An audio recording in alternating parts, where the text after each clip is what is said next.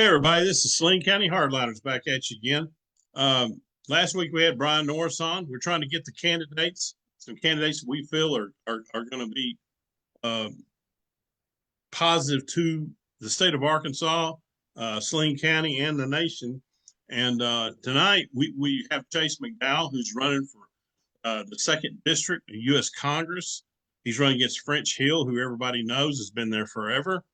And we had him on early in the campaign, but we're coming up near the voting time, and we want to see where he's at and what's going on, and how the campaign's going.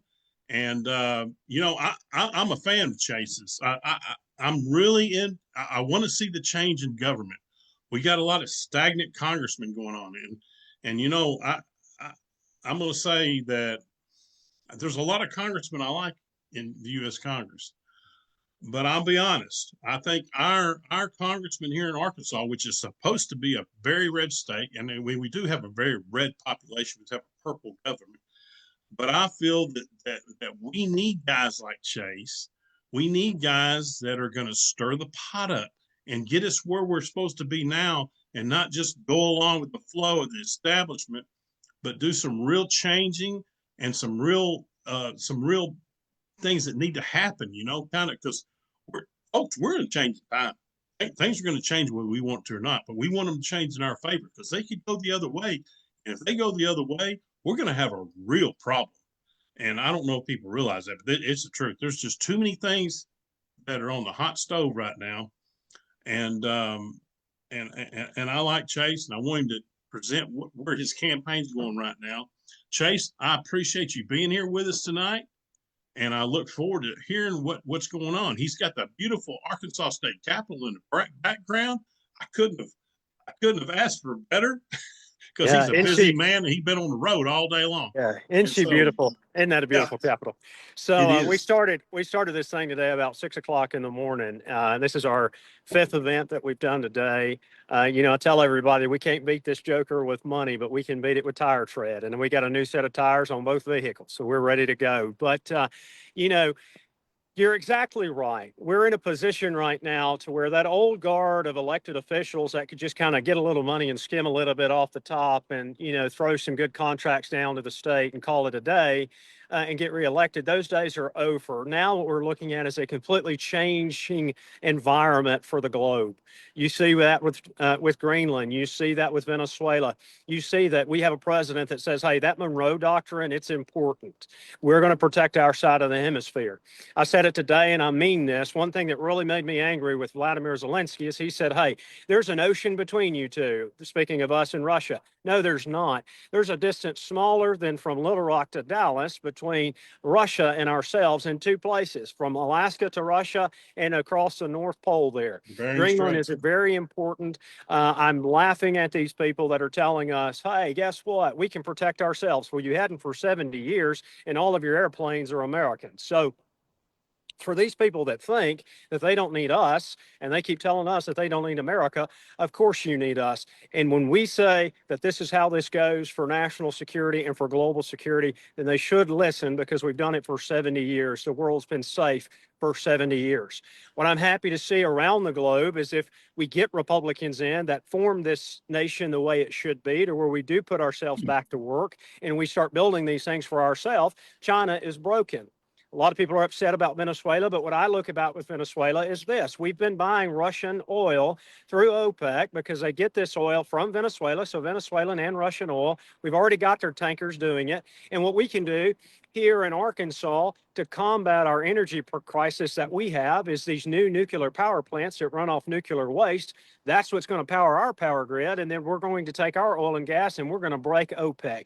That's what I want to see. I want to see dominance across the board. And we can do that here in America just like that, but only if we have Republicans that'll work with the White House. And we don't have that from our group. They just voted to fund NED. NED is an organization that has done everything possible to keep Republicans deplatformed, to fight Republicans day in and day out. I'm a Republican. We're not going to do that, okay? We're now sending money back to Haiti. We're sending money to Africa, $1.4 billion.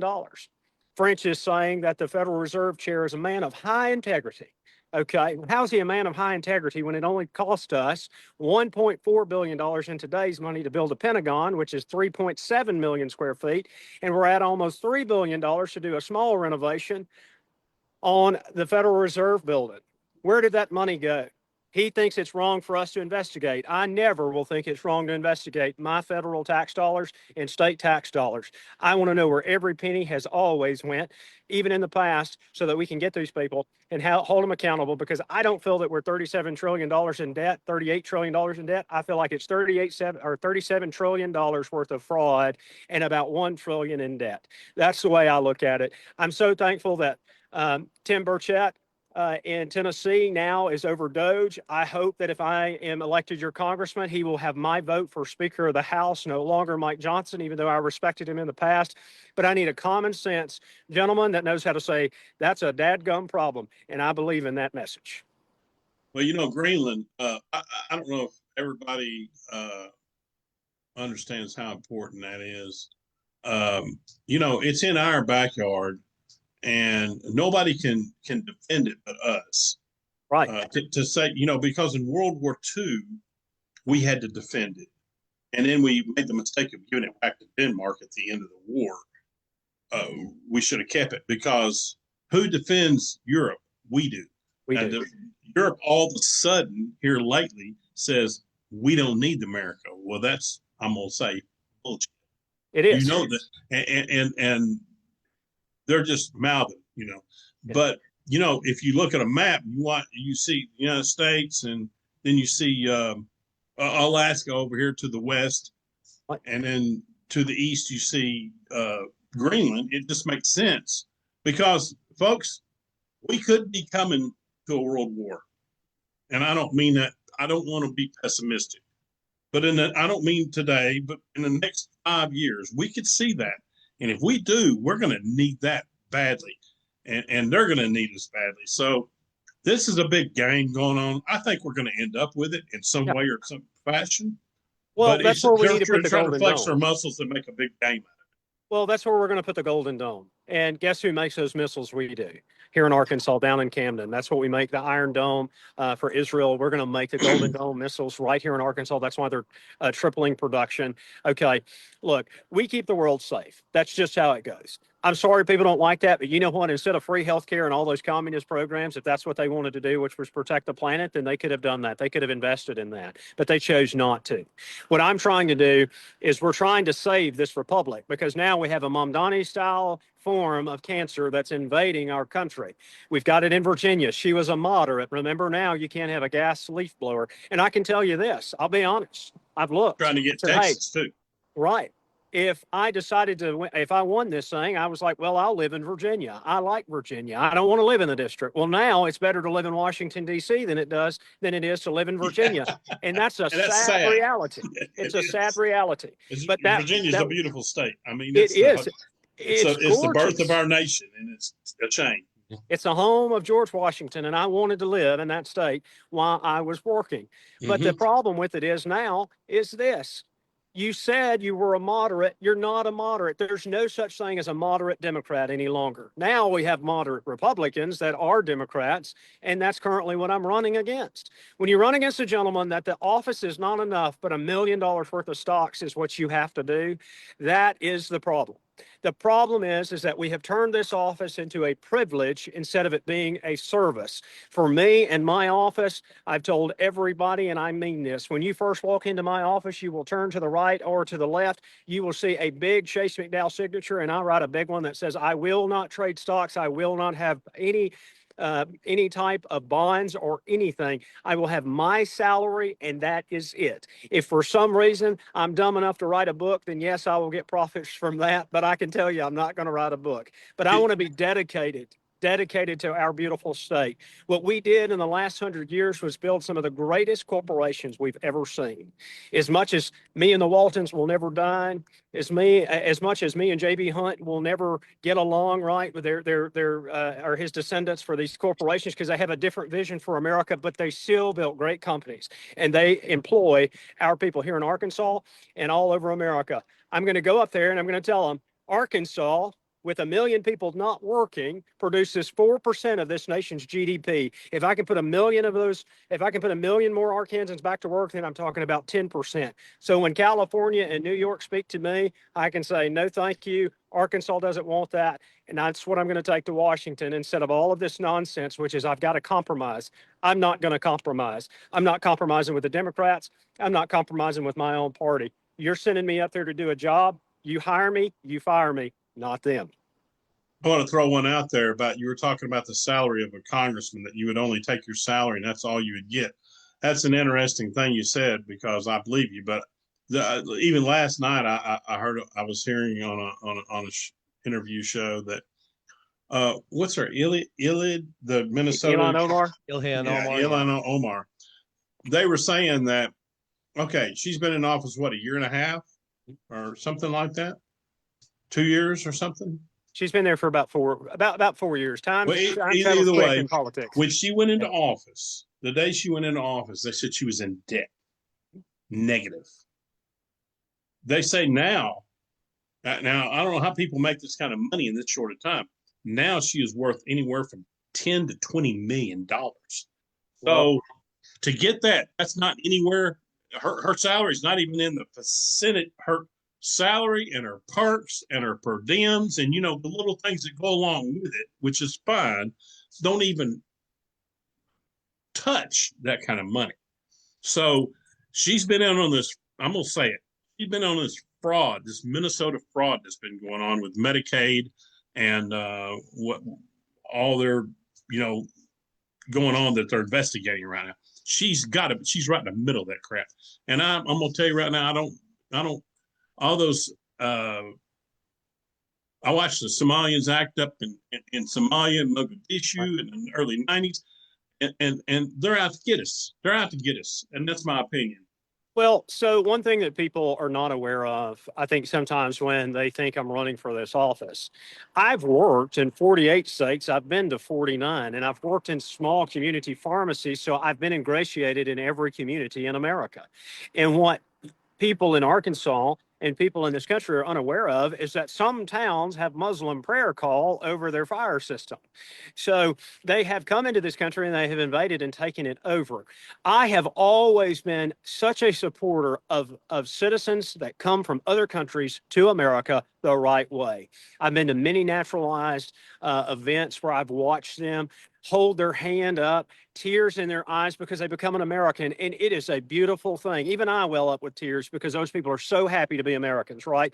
But these people are coming through our country, through our border that Asa Hutchinson and French both supported, having Afghan refugees in Arkansas. They wanted them here. They said they had to do it because they're Christians. I'm a Christian too, but let me tell you this, I'm defending the people that are my neighbors, and my people come first. That's Christians have to use common sense. Yeah, absolutely. It's the same thing with college education. Me and the White House butted heads because I'm not allowing 600,000 Chinese students into my universities. I want no outside children or outside students coming to my universities because what is wrong with my American students?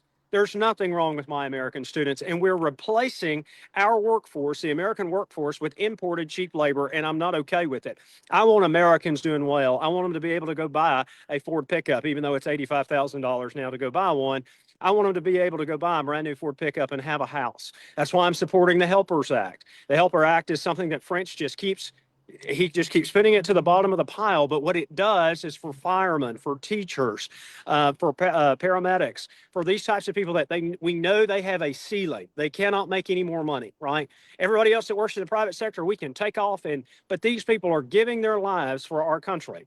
And what it does is it offers them through the FHA, it offers them 100% coverage on their mortgage instead of it being 98%. They pay their mortgage insurance first, but they can roll it in onto the mortgage. And why do I support this? Two reasons. Number one, I want these teachers and I want these folks to have the American dream.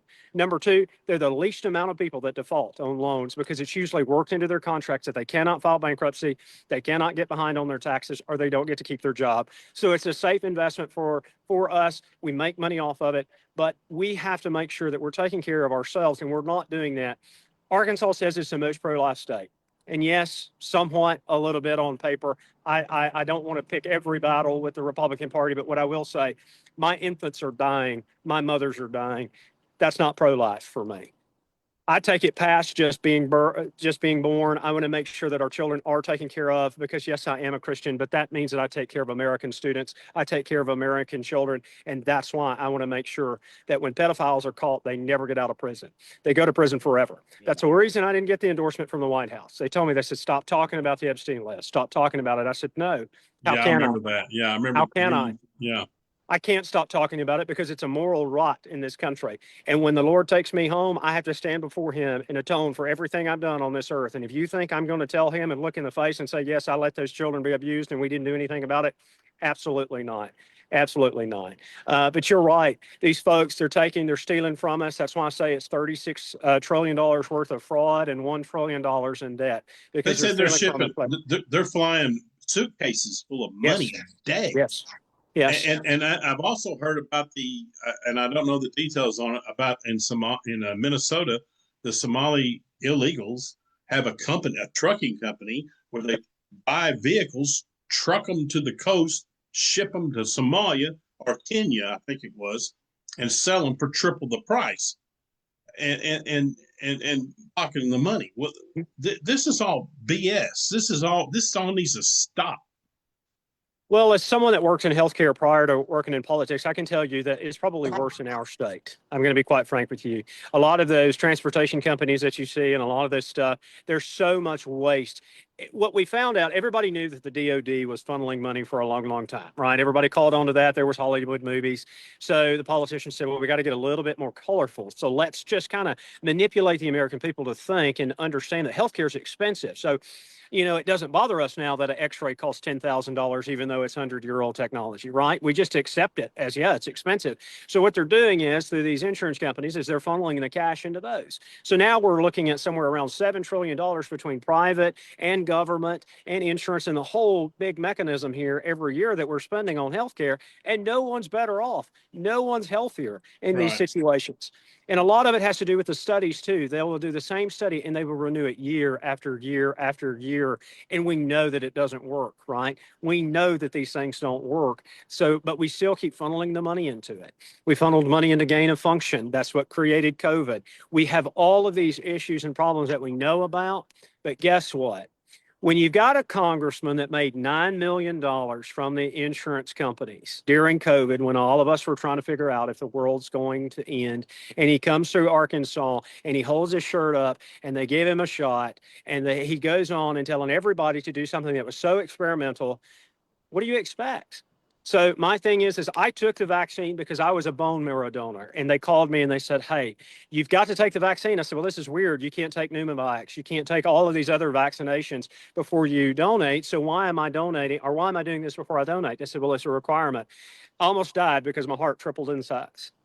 Okay. Yeah. That's an experimental thing that we did to the American people. I'm proud to say I didn't take it. I had it twice, but I didn't take it, and I'm still here and breathing. I've had COVID. I had COVID prior to that. The only reason I did it was because I wanted to save that man's life, and then I couldn't. Well, and some people had to take it. Some people did have to take it. I can understand. I got a son in the service, and he had to take it because they'll fire you. And you got a family to raise, and that's a shame, but that's the way it was. I was fortunately retired at the time. I could tell them to go stick it, and I'm not taking it. But I was going to touch on some other subjects here. We got a bunch of things going on, that. We do. I was going to plug. We got our own guy here in Saline County who has done a lot about the. I'm not going to dwell on it, but illegal trucking, CDLs. Shannon Everett, he's doing fantastic work. He has really brought this to the national attention, and I don't know if I want to give him a kudo because I know him well, and he has really done a lot in that. He is doing fantastic work. My family owned a trucking company, and my dad still lives in southern Arkansas. He still lives in Texarkana. And one of the events, we were leaving, and we stopped in Arkadelphia at the gas station there, and I had to get some coffee because I run on coffee. I stopped in, and the gentleman ahead of me couldn't speak English. And he said, where's Dallas? And the lady said, Dallas? She goes, about 3-something hours that way. He said, oh, I'm not in downtown Dallas. And I was like, okay, it was 2 o'clock in the morning. Get out of the truck. And I'm like, no, I just said, I was like, no, you're in Arkansas and you just went through Little Rock. We're You're lost. I asked him a multitude of questions, and what they're doing is they're doing it at night, because a lot of DOT officers are not out at night. The problem we have with that is there's so many states that are helping these people, and I want to put it to an end because it's killing people. My dad was in a horrible accident. My dad was a truck driver. He can't drive anymore because of the accident he was in. But you remember that gentleman that did that down in Florida had already done it in Arkansas. He had already had a wreck in Arkansas. So it's our responsibility. Those people died in Florida because we didn't do the job here. So what we have to do, what we have to be focused on is I want to save the American trucking industry, because these folks come over here, they get all this money from the government, they take the load that nowhere pays for anything, they file bankruptcy, a family member comes over, buys it all lock, stock, and barrel at an auction, and they just repeat this process over and over again. And then you got the good independent truck driver that hadn't had a wreck in 1,000,000 miles, and they're doing everything that they possibly can for their families, and they're losing at every angle, and we're going to put a stop to it. It's one of those things where enough of these Republicans are retiring, enough of the old guard Democrats are retiring, and I can definitely outsmart the AOCs in Washington. That's no problem. I outsmarted the teachers union. They ended up giving me $8,500, and I told them I was taking $1.2 billion away from SNAP so that I could feed kids because they're not doing it, and they a round of applause. And I'm like, well, I'm taking money away from one of your bread and butter things. So sometimes it's just an energy of how you deliver it with people. And it's not that I hate Democrats. I think people in Arkansas that vote Democrat probably have a good intention. I think sometimes when they vote, it's because their dad did it and their grandfather did it. I'm a Republican because there's a lot of those. And they're mostly elderly people that just have a hard time believing that it just ain't the same. It ain't the same deal. They are full-blown communists now. But I just want to say, Shannon, if you're out there, he's been on the show before. You're doing great work. He is. He's doing fantastic work. Let's move over to let's go to, we got so many places to go here. Let's touch on Venezuela. Let's get your kick on that.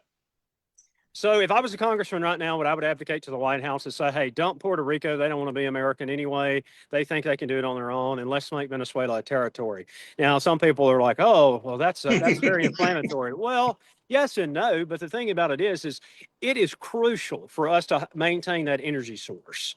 So everything that we do diplomatically, okay, so, I studied that in school, and that's actually my forte, but I don't focus on it because Arkansas is such a crisis, and I'm focused about domestic issues. But on the foreign policy side, I understand that sanctions sometimes, very rarely, 2% of the time work, because what happens? North Korea has been riding around in a brand new Mercedes, right?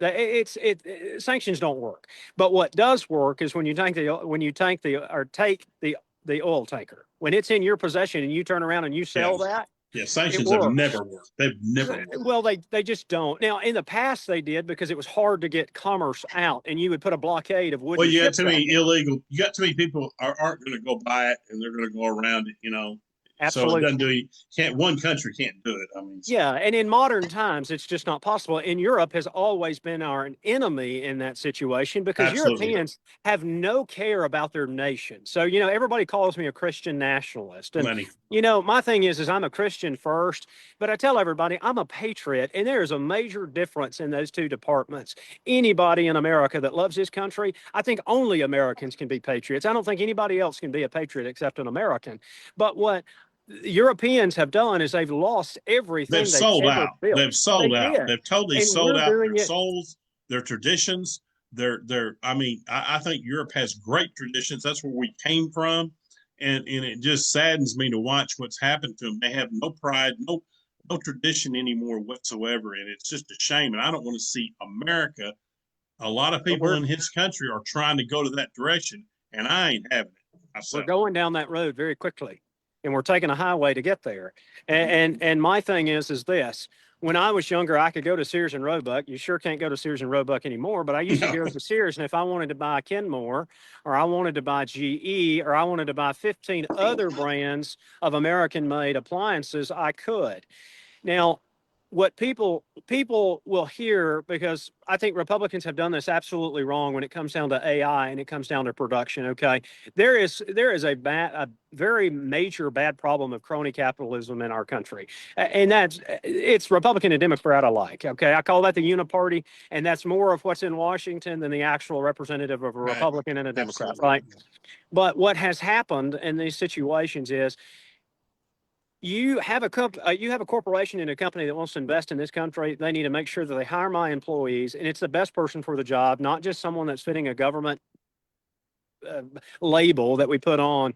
But I want retention rate. I want people to be proud to make those products. There was a gentleman that I grew up with. He built GM products. Now, I'm a Ford guy, but he was a GM man.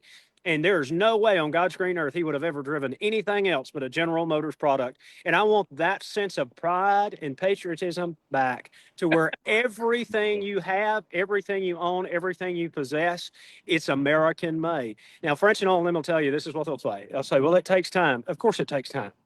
We're on one built in a day. But let me tell you something. Those It'll take 100 years, though.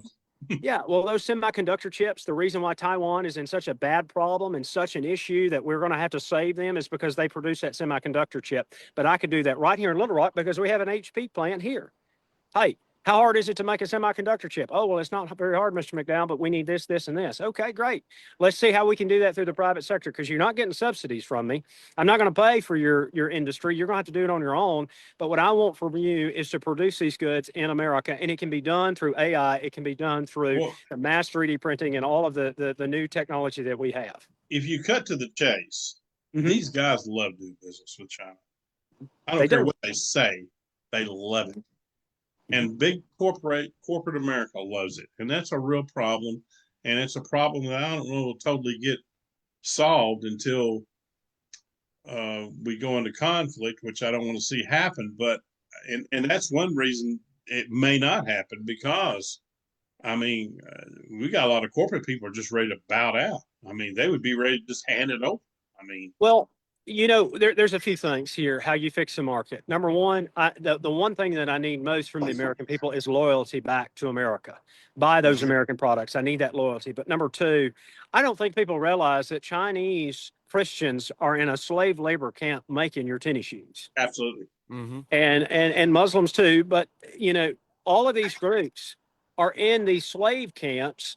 Absolutely. And they're making our products. So we're Republicans. We don't believe in slavery, but we're okay to profit from it, and we don't have an issue with it. For me, it's a moral clause. You have athletes not happening here. You have athletes promoting, yes, Nike and people like that who depend on slave labor, yes, and they're bitching about slavery, about being mistreated here in America. Yeah, and they're promoting it through corporations. Yeah, Kaepernick's a perfect example. Kaepernick does this big deal with Nike. He's a Muslim supposedly, or goes back and forth. I really don't know, but what I do know is that Muslim children are making those tennis shoes that he's promoting.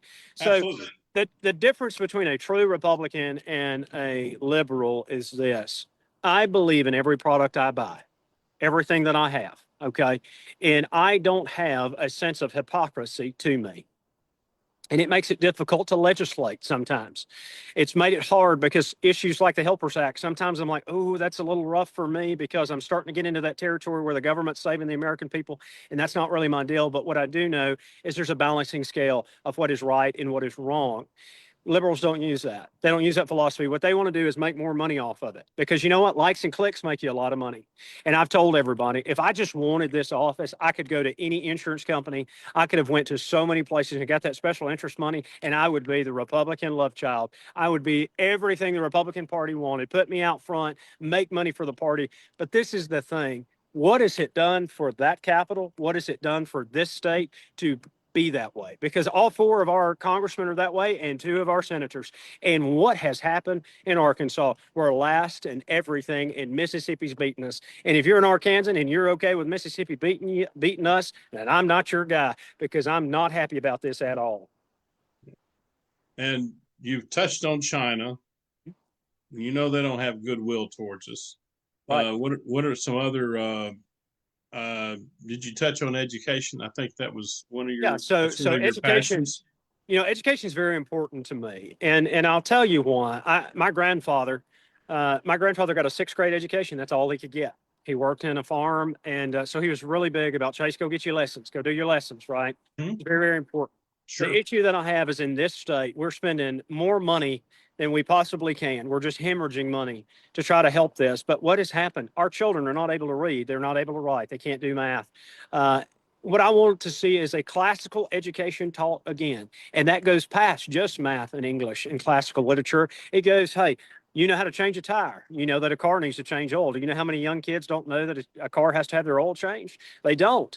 Balance a checkbook, do your taxes. All of these things that I was prepared for because I went to a small public school in Southwest Arkansas that they made sure that we knew all of that before we got out of school. Okay. It's very important. And not only that, guess what? I'm creating Republicans when I make intelligent people.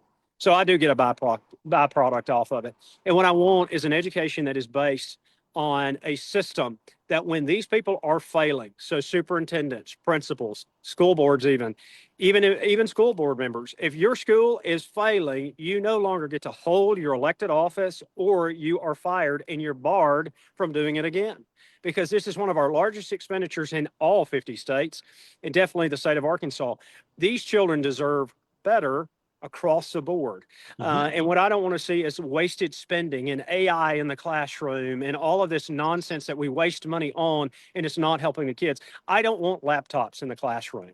I want textbooks, paper, pencil, and use your imagination. That's what God gave us, was an ability to think and manipulate and do things on our own, not having a computer tell us.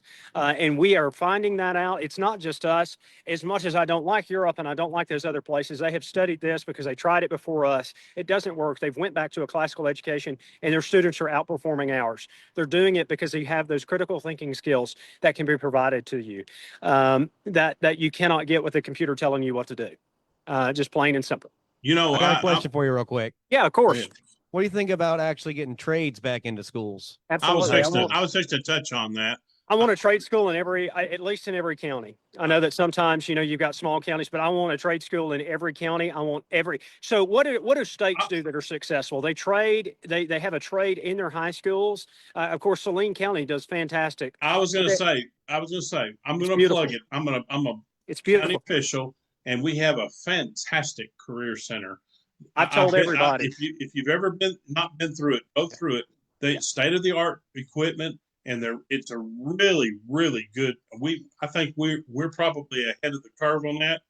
And I'm gonna give a plug to Mike Rowe, who has gone before Congress and the Senate and promoted. We got to quit giving kids the idea that being an electrician, a HVAC tech, or a plumber is a degrading occupation. It is not. You will probably make as much or more than anything you'll get out of college.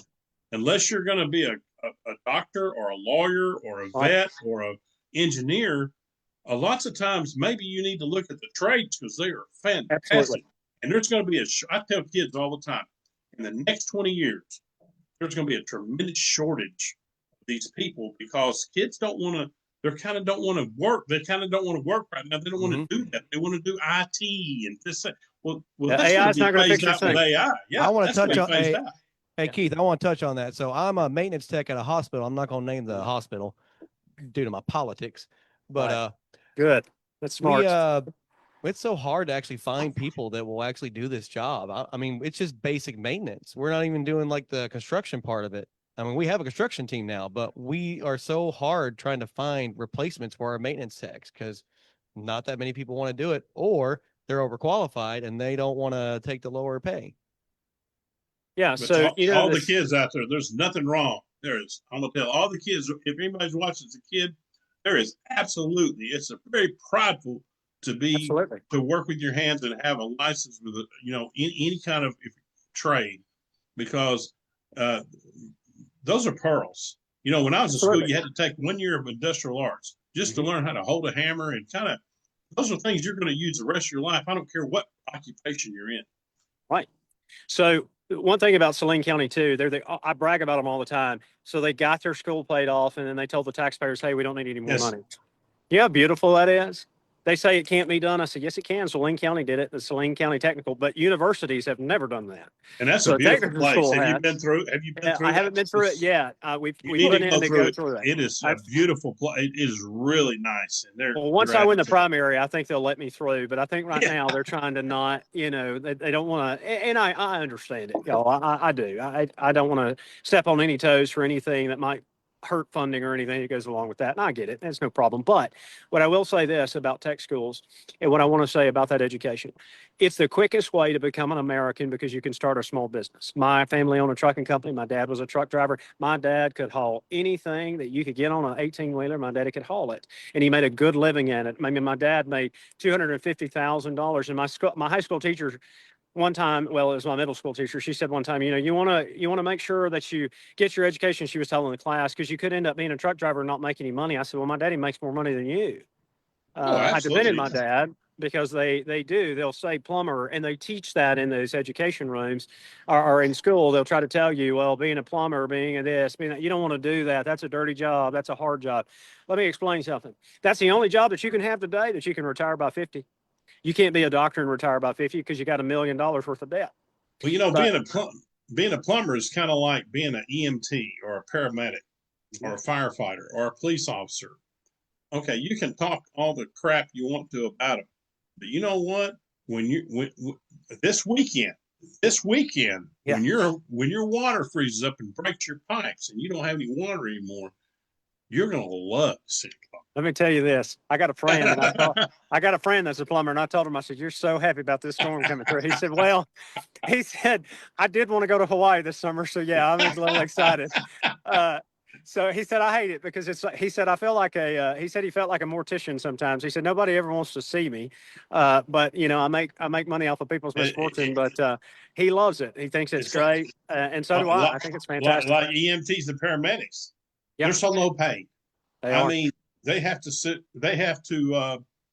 if Donald Trump goes down, who's on top of him saving him? Absolutely. An EMT or a paramedic. Absolutely. So to me, there's no amount of money. There's no label on that money. I mean, I can tell you there's not enough money in the world for me to be a teacher or to be a police officer. I don't have the temperament for that.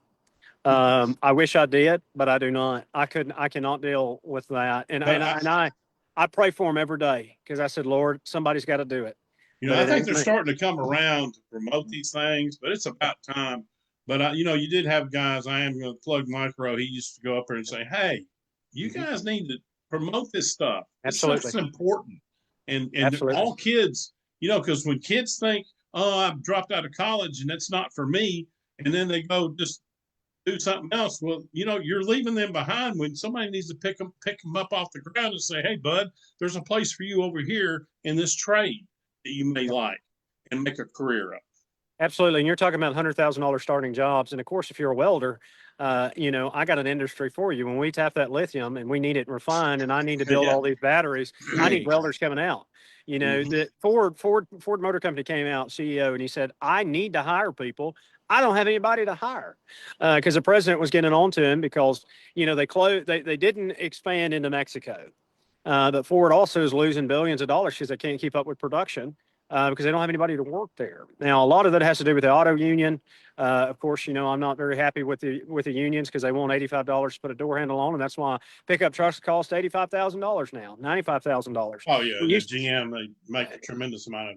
Yeah, I mean, if you buy a Denali, or for me, if I go to buy, a King Ranch, which is a little nicer than a Lariat, you're at $85,000-$90,000 for an F-150. Not even if you want an F-250 or a dually, I mean, you're at $120,000 easy.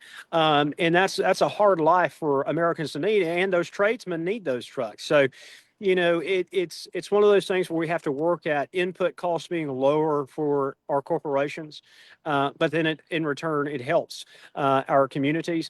And what I want to see is that we do work now with our bigger corporations by smaller businesses here in Arkansas that can do the machinist work that makes the frame for the seat that goes in the F-150 instead of it coming from China, and the foam and all of the things. There's so many ancillary products out there that can be made And with all of these new advancements that are coming through in production, that means I can go from just making a seat frame to now I can make, hey, this part that goes on here, and now I can do airbags, and I can do this and that, and you can grow your business. But the only way we're going to do that is get out of the way of capitalism, let it work instead of me giving a subsidy to everybody, and then everybody loses out in that situation. And I think we definitely are headed that direction, or at least if I'm your congressman, we will definitely be headed in that direction, because I believe firmly in the American spirit, American building, and I believe in the ability of capitalism to fix all problems that we're facing right now. We just don't have it in the country. We have subsidized crony capitalism, and that's what's affecting us right now. And we still got the best deal on the block. Oh, absolutely. Got, by far. I don't mean edge wise. You can go, and I'm gonna probably step on some people's toes. That's fine. This is not you saying it, it's me saying it.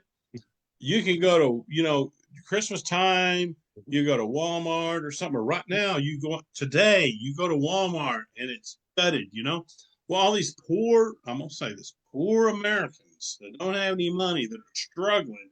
The Democrats want to make this big struggle fest that America's having, and we've got money to spend. People have money here, and I'm going to say this: there's a lot of chosen poverty, and what I mean by that is people just choose not to do what they got to do.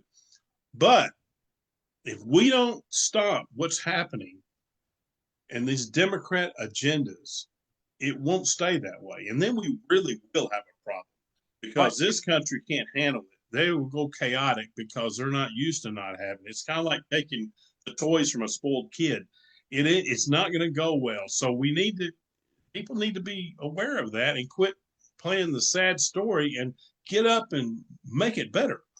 Well, part of it too is this. I just came from an event that I was the only Republican in the room. Okay. Oh boy. Yeah. And let me explain this. There was a Democrat on my left and there was a Democrat on my right. I was the only one who got standing ovations. I'm the only one who's got hooping and hollering. Really? I was the only one because Right. I told the truth. And people said, I like that. I like that. Now, they probably won't vote for me, and that's okay. But I embarrassed a doctor on my left, and the other one is becoming a doctor on my right. And I embarrassed both of them. And I don't have a doctorate. Okay. I got a degree from Southern Arkansas University, and I paid very little for it, because I wanted to go to the cheapest university, because I said, I really don't want to go, but I've got to.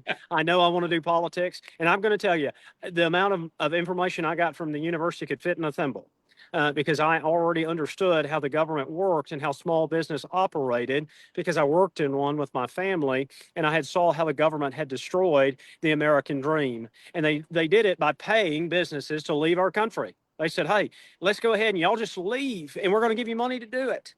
But make sure you hire all of these different demographics as well. Terrible. And let's put all of the best working people. You're not going to hire them because they fit into a certain demographic. So then quality control in America hit basement level. And then, of course, we had 2008 with that massive financial crisis that we went through. And, we're going through that again. French has allowed Fannie Mae to take away the credit score rating for you to get a mortgage. And they're about to go public again, and then we're going to have to bail them out. Look, Chase McDowell's not going to let that happen. I'm going to go to every television. So, if I can do that down there, what do you think will happen when I'm on MSNBC? I'm going to embarrass every one of them. They will only have me on once. It's the same thing with CNN. They'll let me on one Steve time. Bannon's show. Yeah, but they'll only let me on once. And they'll say, don't let that joker from Arkansas ever come back on this network, because he just ruined our whole play. Our whole play. And I don't have a problem doing it. He's running on our show. Yeah. That's right. That's right. I mean, I hate the fact that Joy Reid doesn't work for MSNBC anymore for one reason, so that I can embarrass the fire out of her on national television. Horrible. These people are crazy. Well, I always laugh. They're always like, oh, I'm sorry, we can't hear you. I'm sorry, we're having technical difficulties. And then they cut you off. There's no technical difficulties. You're the technical difficulty.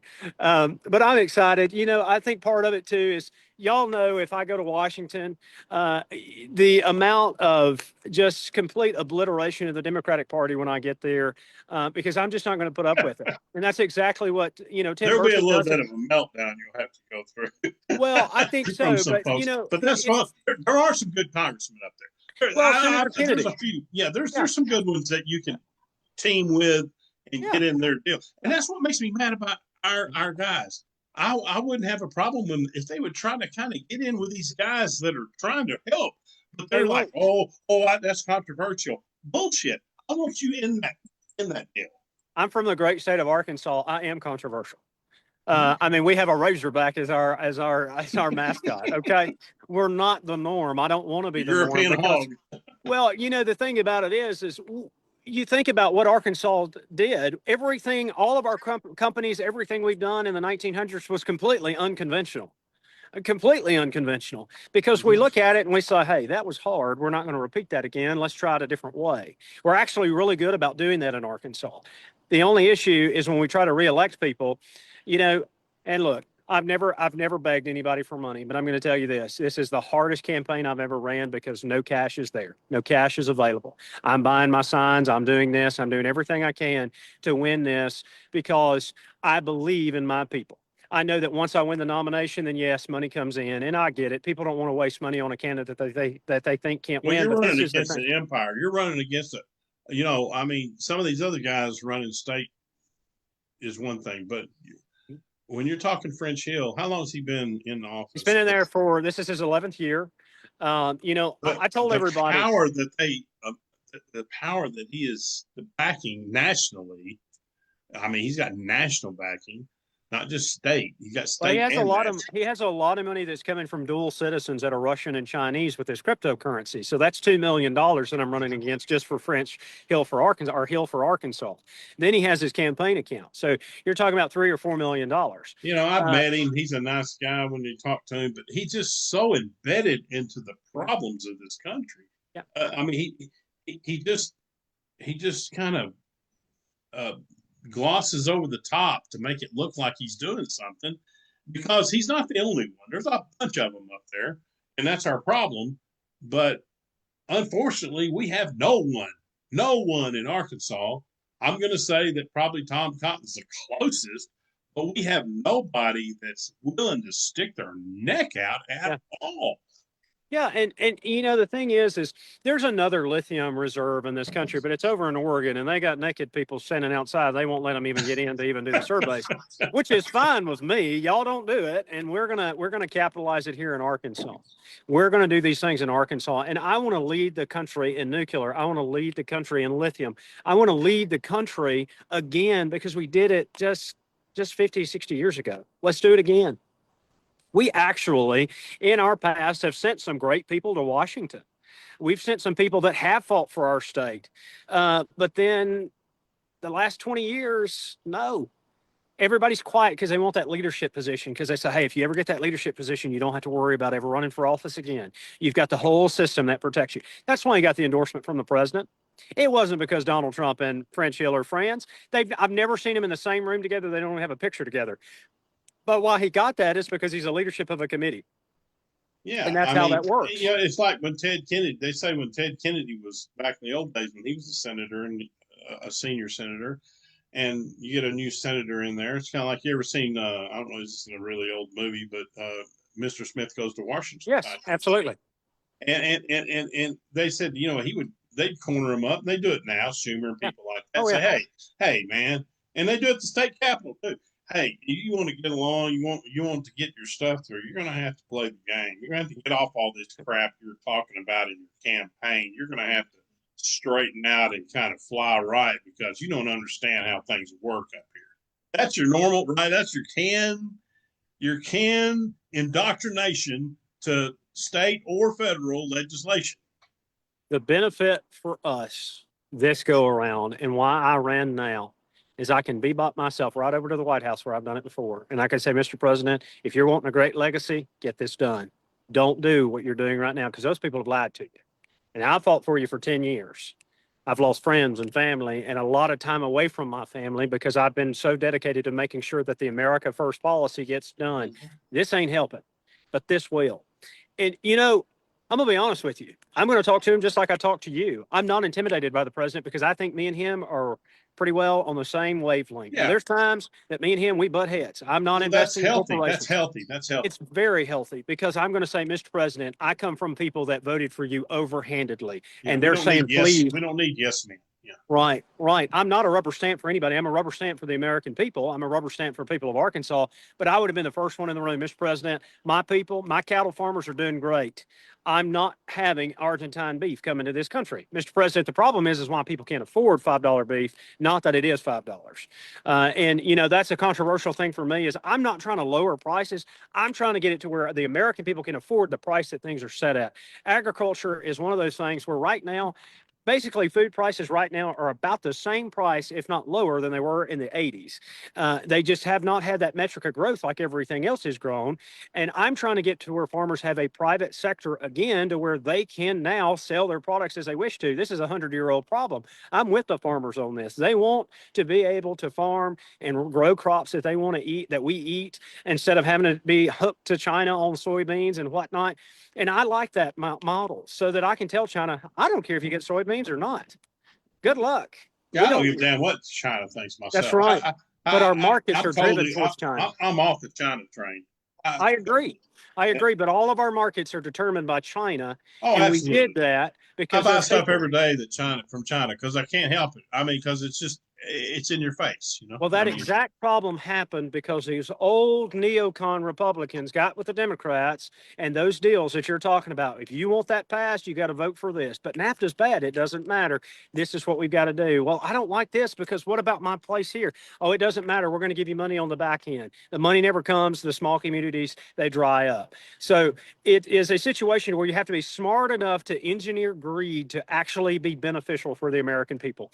I've told y'all, I've told everybody, I cannot legislate out greed. I can't legislate out morality. I wish I could. And if I could, I'd be running for a bigger office. But what I can tell you, what I can do is I can outwit these people that are lazy and been there for 40 and 50 years. I'll run it through committee in the darkness of night like this. We'll get it passed through committee. We'll get it to the floor. Nobody's in the house. We'll just have the folks that's needed, just enough, get it passed. And then they're going to wake up and they're going to say, what do you mean I can't?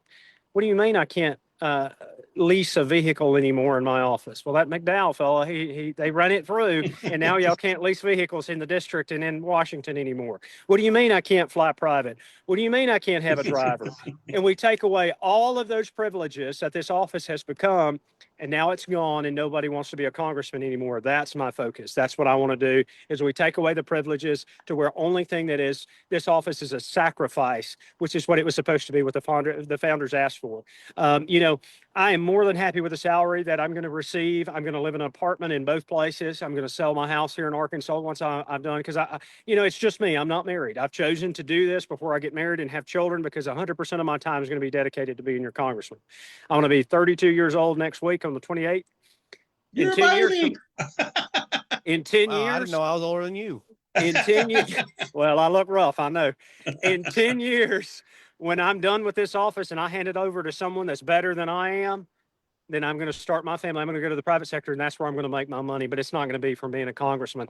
There's some people that are mad that I'm not going to have a house here in Arkansas and I'm going to live in an apartment. But y'all, I'm going to be honest. I'm going to be honest. I'm going to be an honest congressman, and I know I can afford 2 apartments because you know what? Chase McDowell likes a steak dinner every now and then. And it's going to be paid for with Chase McDowell's money, not with the campaign money and not with my office money. I can tell you that. Omar can loan you some money. Yeah. Well, that money comes with a very, very, very large, big strings that I'm not interested in. I'm joking. But yeah, I know. I know it's getting later, and I don't want you to get snowed in at the Capitol. Yeah, well, you know, it wouldn't be a bad place to spend the. Well, yeah, but you can't get in. So you're outside. It shouldn't snow tonight. It should be tomorrow. Yeah, and that office. There's an officer that keeps passing by, and he's probably like, "I really wish that joker would go away." But I got 2 more subjects. Yeah, of course. That I want to touch on. Of course. One is I want you to take me and Kevan, and I'm gonna speak for him because we've already talked about it. We're for the Insurrection Act in Minnesota. I want to hear your take on Minnesota and where you think we need to go from here, because it's not going to stop. It's not going to end yet. The worst is yet to come. Unfortunately, I believe. Unfortunately, I'm just being frank with what my opinion. That's my opinion, and I just want to see where you're at on that, and then we'll go to the next subject. But go ahead and hit this one. So, do I like the idea of having to do it? No. But is it necessary? Yes. That's what it's for. It's supposed to be break the glass, last ditch effort. When you're in a state like Minnesota they need to arrest the mayor and the governor. And the governor. They are treasonous right now. Well, and they're promoting it. They're I'm gonna telling people say how a to get away quick with it. one before Yeah. I hate to interrupt, but I gotta No, say you're this good. one while I'm thinking Of about it. course. January 6th, Mhm. they whined and cried for how many years? 4 years about this, or 2 years, whatever it was, and you know, what's the difference? I mean, this is worse than that, and all of a sudden it's okay to go against the government, but at that time that was an insurrection. This is not an insurrection. Well, you know what? That's fork and tongue there. So anyway, go ahead. Well, you know what? I don't like the Patriots Act, but you know what I'm going to do? This is where you use wisdom in these situations. Because every time I've thought about this, it reminds me of my grandfather, because he was a very quiet man, but when he spoke, the sea parted, right? What I'm going to do is I'm going to use the Patriots Act against these people. So you remember during January the 6th, even my own personal bank account was examined by the FBI. They wanted to know how I was spending my money because they wanted to know Yeah. if we were a terrorist and all this kind of stuff. Now, I was never there on January the 6th. I was here at home. My dad was sick and I was here at home. Okay. But they looked at 3 million Republican bank accounts. They wanted to know every gun transaction that we did, a multitude of different things. I'm going to gear the Patriots Act, let the president do the Insurrection Act, but we're going to gear that towards the Democrats and watch how quickly that Patriots Act disappears. Sometimes you have to use the tools that they've used against you to make them disappear. And that's my main factor.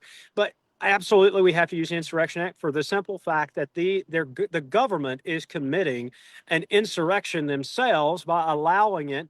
And the thing about it is, the state and local the state government, yes, So, the state and local government are committing acts of treason and insurrection absolutely, because they're telling these people, don't listen to the police, don't listen to the government, don't do these things. They're telling them to fight against them. That's right. Telling them to create violence. This is just that's crazy. When they win. It's because that's when they win. What else do Democrats have to offer the American people other than absolute chaos? And then they say they clean it up. They never clean it up. So I want my country under control. You know, one thing, even though I was never an Asa Hutchinson fan, one thing I will tell you is that during 2020, that Capitol was never breached. And it's because he made sure that it wasn't breached. And I've always given him an attaboy for that. Now, the Pharmacy Association down here burned, yes. And they did some damage and some spray painting, but they did not allow them to break down those Tiffany doors to break through that Capitol. So a Republican should always, to me, be in charge, because sometimes when the water gets too hot, we're the ones that know how to handle that and keep our nation safe. And I feel there's George Soros paid people involved in this situation. There's paid people. I wouldn't doubt that the young lady that died wasn't a paid person, because they don't have a dog in the hunt, really. I mean, it's not about so why would you risk your life to do that? The day that I do it, the day I'm not doing an insurrection, but the day I was to be involved in an insurrection, you need to go into the idea, if you're armed or you're going to create violence or you're going to do violence against someone armed, I'm going to consider that may be the day I die. Yeah. So you need to consider that. To me, they go, well, they were just, no, they knew exactly what they're doing. And if you don't want the consequences, I keep saying this about crime. You don't want the consequences, don't do it. Yeah. Stay home. Well, play stupid game, get stupid prizes. Well, they've radicalized America because they're telling these people that we're sending them to their death. We're sending them back to the country of where they came from. They're illegal. They've already broke the law. When they broke the law, they haven't broken. They broke the law when they came over. That's one of the bills that I want to try to get through. Is we're going to make it a felony, because that's how I'm tired of hearing. Well, it's not illegal. It's not this. So there's nothing we can charge them with. Okay, that's fine. Sure. Okay. Now I'm going to make it a felony, and once you're deported, you never get to come back. You couldn't do it the way that we had it. Was we left that open because there were people. I'm gonna be honest with you. Back in the 80s and 90s, a lot of Mexicans that came over that they had on the farms, they wouldn't take them back. And they were just lost in our country. That was a true issue. And farmers abused them. And that's why we left it open-ended. So that, hey, it accidentally happened. No big deal. We're going to send you back and you can come back. A lot of that was in California. Yeah, and that was in California. Yeah, I mean, it's same Democrats that are doing it today. I mean, they don't like slave labor. Strawberry season. It's strawberry season. Well, they don't like slavery, but they're perfectly fine with not paying people to pick their crops. So that's no problem at all. Right. But what I want to make sure is happening is if you're come over this now in today's time, if you come into America illegally, you've done it intentionally. And, you know, the problem that I have with these people is they will sell their children to be raped so that they can become American citizens. And people say, well, they're desperate. I would never be desperate enough to sell my child to a sex predator to become an American citizen. Now, I'm sorry, but that's not reality. If I do that, shoot me. That's what amen. Amen. So those people, they don't belong in America because I don't know what they do down in South America, if that's their belief, but we don't do that here in this country. I'm just tired of people not taking being responsible for what their actions are. Absolutely. And that's exactly what they don't want to do. They think they can just do, it's gotten to where I'm all for protests and I've known people in my generation that haven't seen a bad protest. In other words, they laugh on every damn protest there is just because it's a protest against the government. But they're going to have to. You can't just. It's not a one-way street. I can hit you. You can't hit me. That's not the way things work, and I don't think they should work that way. And I'm just so disgusted with all this. I'm so sick of it. And they do it because they can get away with it. And also, I guarantee you, if Governor Kane and Mayor Fry had not made the press conferences they did, it would not near be as bad as it is. Because they've been I protest. You know where I protest at? In buildings just like that, and I get legislation passed. That's where you protest. Now, I'm fine with people protesting. I mean, it's in the Constitution. You're able to do it. Sure. But what I don't understand is nothing ever comes from it. What happens is you got to get things done through those buildings right there. That's how you fix it.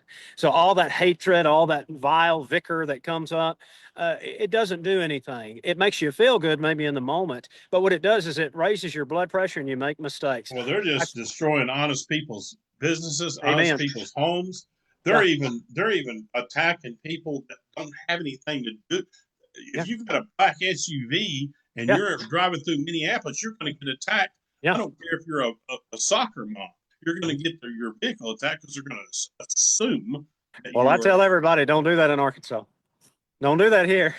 This is a different kind of state. We're not Minnesota. It's not going to work. Minnesota. You might not want to stand in the middle of the road in Arkansas because you might end up in the ditch. Minnesota's worse than California. Oh yeah, well, it's really bad. We've got quite a few of those problems. We got quite a few Minnesotas. And to be honest with you, Little Rock is one of those places. If if they could run the state of Arkansas, we would be that way. But thankfully, we're not, and my district is beautiful. And Little Rock has beautiful areas. I'm not down in my district. Okay. Unfortunately, if they don't get a handle on it and hit it harder than they're hitting it, there's going to be other people dying. Unfortunately, it ain't the only person. This is because it's way out of control. Way out of control. Absolutely. And my next thing I want to hit on before we go. Yeah.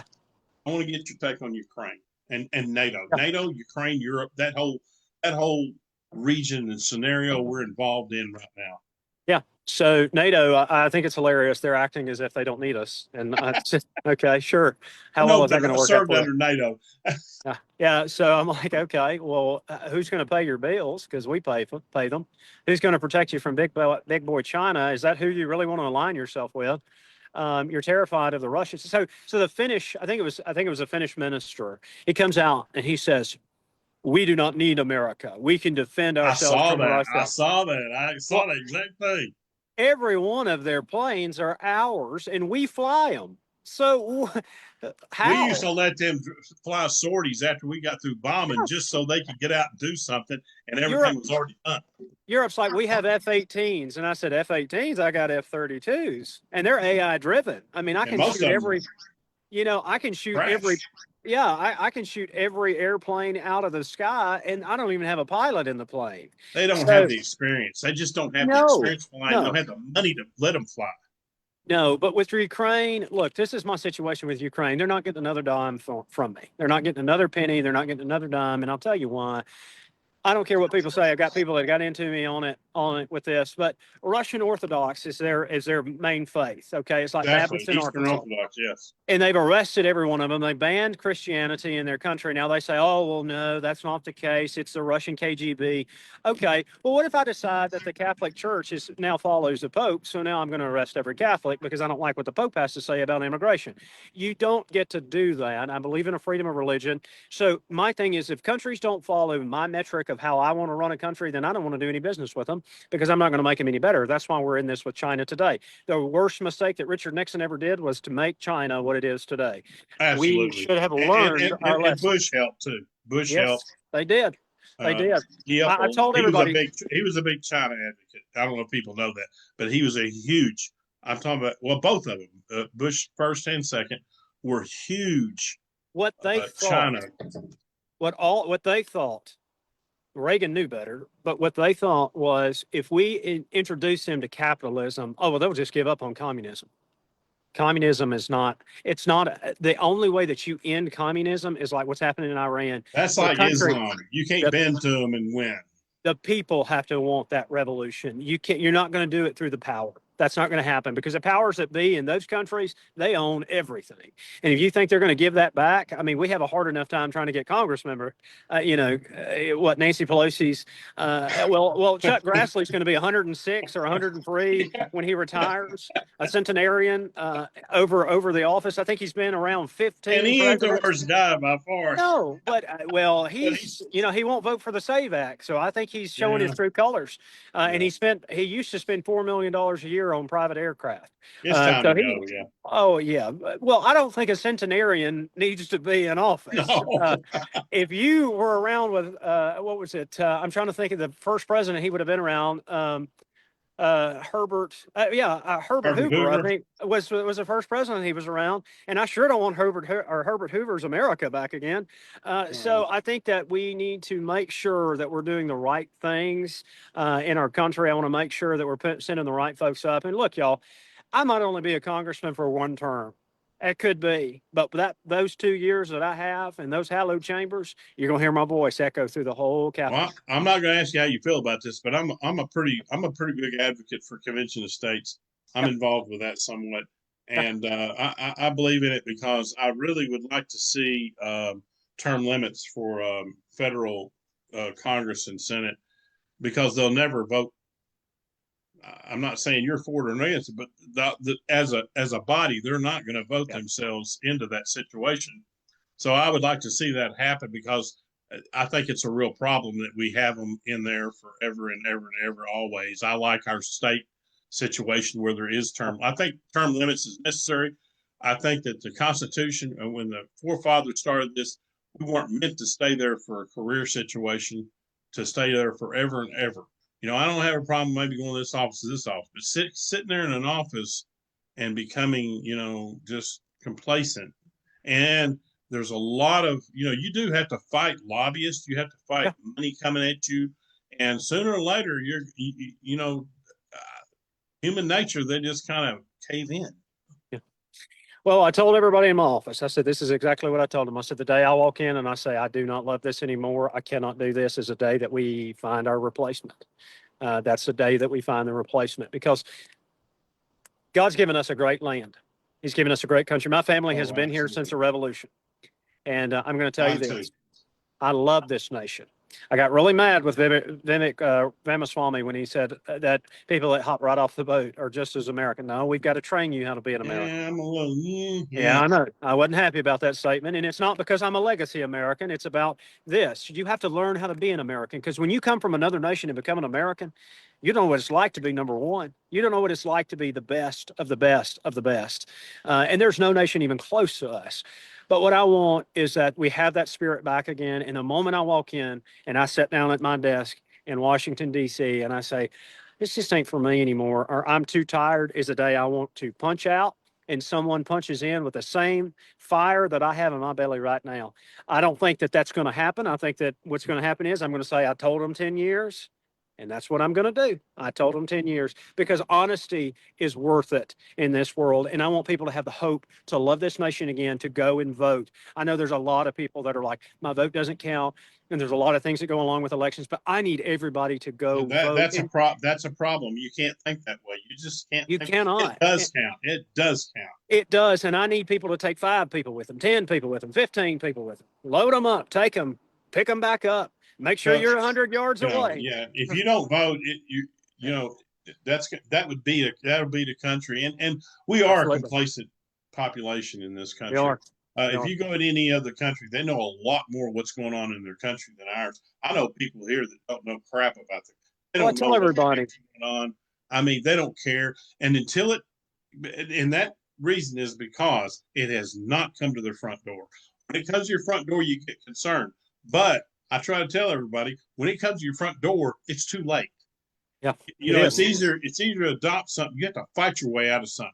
You can get into something, but like communism or Islam, if we let Islam take over, like you're gonna see real problems in New York City. Yeah.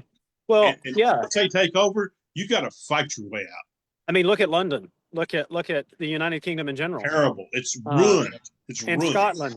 In Scotland, there's a guy playing the bagpipes because he's playing over the prayer call because he said, "You're not in my country." I hate that. I have Scottish ancestry. It just so do I. That's where my people came from. Sure, and, McDowell. And I think that's part of the reason why I've got so much vile and vigor and a little bit of piss in me, because I'm just angry because I love this country so much, and to watch people that everybody had to fight for the right to vote except people that own land. Men that own land. So if you don't fit into that category, you had to fight for the right to vote. And the hardest thing is conservative women will not go vote. And I'm like, please, I need you to go vote. And Republicans are some of the worst ones to not go vote in primaries. Young people, they're getting better. They are getting better, but they're bad about it. And my feeling on immigration is I'm all for legal immigration. Yeah. And I know we need some improvements on it and all that, but I want to have it to where they cannot serve in office. If you don't love this country, if you don't love this, to me, if you don't love this country and are willing to die for it, I don't want you here as a. Right. You're right. I'm sorry. I want to have it where they can't serve in federal office, though. They're not going to be able to serve in federal office. I want to get that passed. We've got too many people that are coming from other countries serving in federal office, changing the fabric of our country. Are you talking about legal immigrants? Yeah, it doesn't matter how you get here. The first generation, you're not going to be able to serve in federal politics because we have so many folks that are up there now that hate America. They know this. China is having these babies. They're shipping them over to China. They're going to come back. They're trying to circumvent our laws. I'm not for the anchor baby. They need to end that crap about coming over here and having a baby and it's a citizen and then dragging that's BS because we made that rule, but there was a whole different situation. It was a different situation back then. Absolutely. And so you can't, you got to revise things as they happen. And everybody goes, well, the early 1900s, late 1800s, late 19th century, we had an influx of immigrants and all this. Yes, we did. We had a tremendous influx of Irish and Italian folks and Polish and German, but they weren't just let in freely. They had to pass a health test. You had to have a job. They didn't get welfare. Yep. They didn't get any. They got nothing. They had it as hard as anybody. They had to work their way through. Absolutely. Totally different story. Totally different. Well, one last thing I'm going to leave y'all with this. China is doing everything they can to have their children born over here in this country because they're going to try to run a Chinese president one day. I'm telling you, they have them here. They take them back to China, and then they're going to come back later on. And if we don't change the way that our president is elected, that it's not just being born in America, but you have to live in this country for a certain amount of time, that's exactly what's going to happen. They're going to start having their children in our country, go back to their country, train them up, get them ready. They're going to come here. It's so easy to win the Democratic Party over if you promise everything. So the populace is going to vote those folks in, and that's the end of the country. And I'm going to do everything I can to prevent it. You got to look to the future. I hate to tell folks if they ever decide to go to war with us, there's all kinds of pockets here already that are ready to roll. It's many sleeper cells in this country. Yes, that we have to prevent. I don't know whether they're going to try to get us. We got Islam on us that are working Texas. They're very smart folks. Oh yeah, down in Houston. If you take Texas, you take the nation. Yeah. And There's a law firm. There's a law firm down in Texas that I want to investigate. It's Cogdell Law Firm, and that's all he does. He's a looks like a cowboy, and all he does is now they got one of the largest mosques in the country down in Texas, because that's what he does. Is he makes city councils, he flips them and changes them, and that's what he does. He has sold our nation downriver because he wanted to be a billionaire, and it just irks my nerves. So I want him brought in. I want to know what he's doing.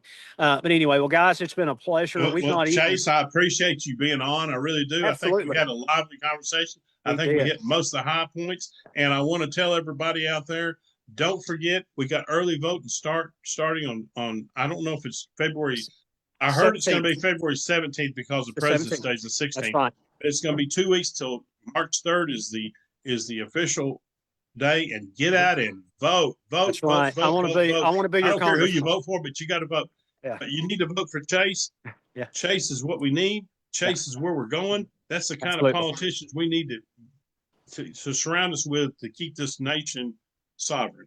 Absolutely. So, Chase, it's been great. I appreciate you. I'll see you out on the road. I appreciate you. Oh, one more thing for everybody. Sure. If you, for some reason, get a contact on if you want to donate to you too. Yeah. McDowell for Arkansas is where you can donate to our campaign. But one more thing.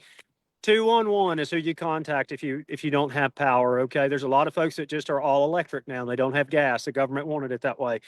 But if for some reason, I've got gas too. For some reason, if 211 can't get you the facilities and the things that you need, McDowell for Arkansas is my Facebook page. I got 2 4-wheel drive trucks, or 2 4-wheel drive vehicles. I'll do everything I can to come get you to make sure nothing happens to you during this storm. Okay, we'll make it happen. I don't have it in front of me, but there's 4 warming centers in Saline County.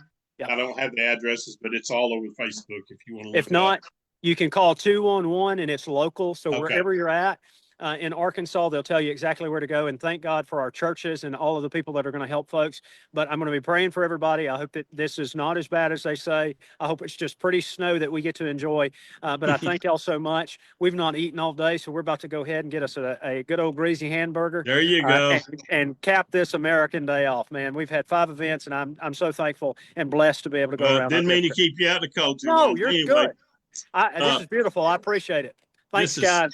Saline County is going to be out. We'll have another one next week. Sounds great. Thanks, guys. Bye-bye. Bye-bye.